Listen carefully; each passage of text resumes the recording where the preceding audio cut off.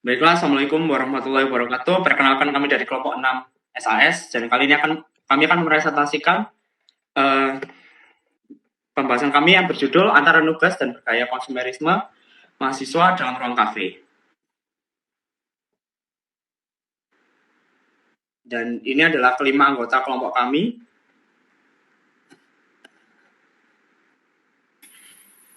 Baik, jadi di era globalisasi, gaya hidup dan pola konsumsi mahasiswa mengalami perubahan yang cukup signifikan.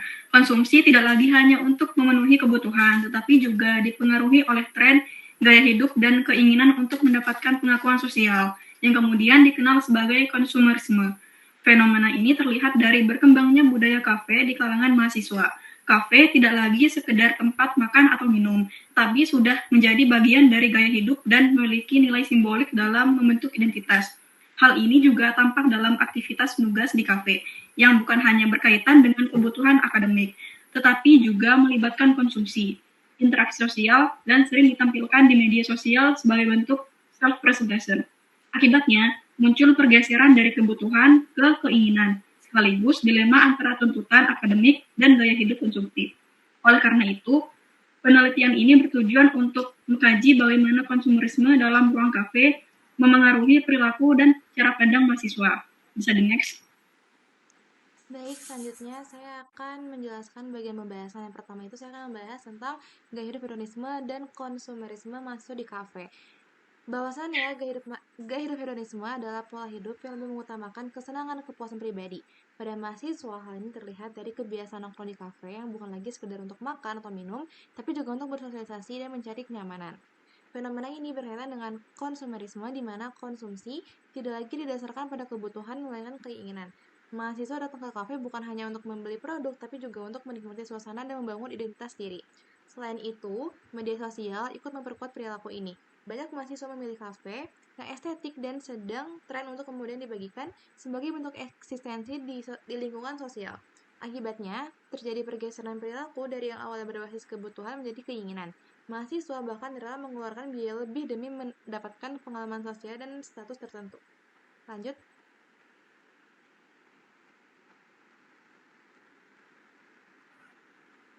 Selanjutnya itu ada pembahasan kedua. Pada bagian ini kita melihat bahwa globalisasi itu membawa banyak perubahan besar dalam kehidupan masyarakat, terutama masyarakat perkotaan.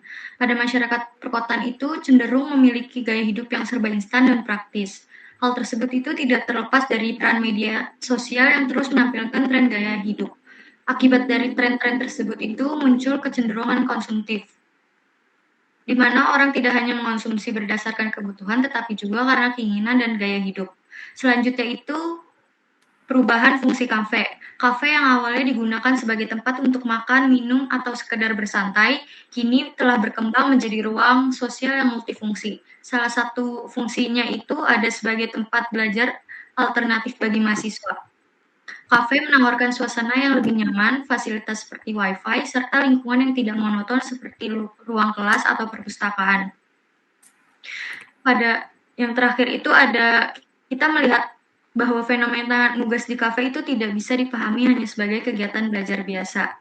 Di satu sisi, kafe memang mendukung produktivitas mahasiswa, namun di sisi lain ada unsur konsumtif di dalamnya.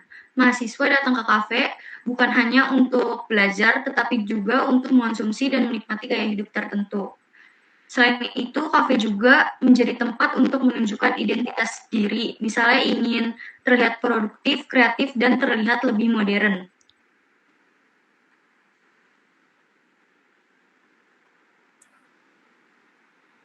Baiklah, untuk poin berikutnya ada peran media sosial dalam membentuk identitas dan self-presentation pada mahasiswa.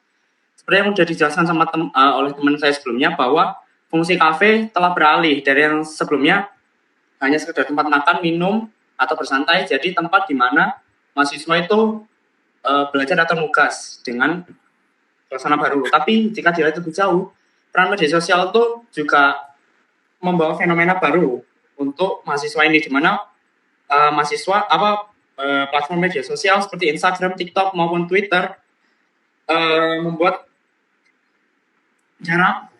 cara pandang mereka berubah, di mana mereka itu mencoba memfoto kegiatan mereka di kafe tersebut dan mempostingnya di media sosial. Lalu tujuannya untuk apa? Untuk mencari validitas dan membangun citra positif sebagai individu yang kekinian sekaligus produktif. Yang mana dalam konteks pemilihan kafe terdapat berbagai aspek yang telah dipertimbangkan oleh mereka, seperti konsep yang digunakan dalam kafe tersebut, misal retro cafe atau pet cafe. Lalu ada pencahayaan di mana mahasiswa itu cenderung suka pencahayaan yang hangat. Lalu ada kenyamanan yang tentu ini berguna untuk mereka itu dapat bertahan atau stay di kafe untuk nugas lebih lama. Lalu faktor lainnya ada interior. Lalu apa sih alasan yang membuat mereka melakukan hal tersebut? Tentunya ada alasan seperti lingkungan pertemanan, ada jenis konten yang dikonsumsi di media sosial, hingga hasrat dan jiwa kompetisi dari diri mereka sendiri untuk mendapat atensi dan validasi dari orang sekitar melalui postingan yang mereka unggah di media sosial. Lalu yang terakhir terdapat kesimpulan, jadi nugas di kafe bukan berarti soal belajar, tetapi sudah menjadi bagian dari gaya hidup mahasiswa. Nah, kafe di sini berfungsi sebagai tempat untuk menunjukkan sebuah identitas diri dan mencari pengakuan sosial. Nah, mahasiswa memilih kafe bukan karena kenyamanan lagi, tetapi pengalaman. Ditambah lagi media sosial sebagai memperkuat pencitraan diri. Jadi aktivitas ini adalah gabungan antara kebutuhan akademik dan praktik konsumsi yang bermakna sosial. Baiklah, itu saja presentasi yang bisa kami sampaikan. Mohon maaf jika ada kesalahan kata. Wassalamualaikum warahmatullahi wabarakatuh.